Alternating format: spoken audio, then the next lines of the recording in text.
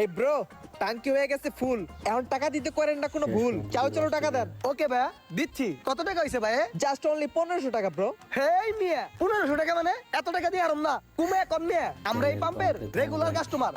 হ্যাঁ ভাইয়া, আমরা এই পাম্প থেকে রেগুলার তেল নেই, অন্য কোথা থেকে নেই না।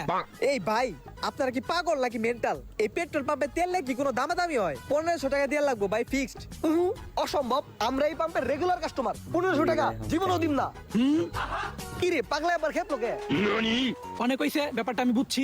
ঝামেলাটা আমি সমাধান করে দিতাছি। কি সমাধান করবেন কোন? আপনি পাম্পালা, ওই হুন্ডালা, আপনার দরকার তেল বেচার, আর উনার দরকার তেল নিয়ার।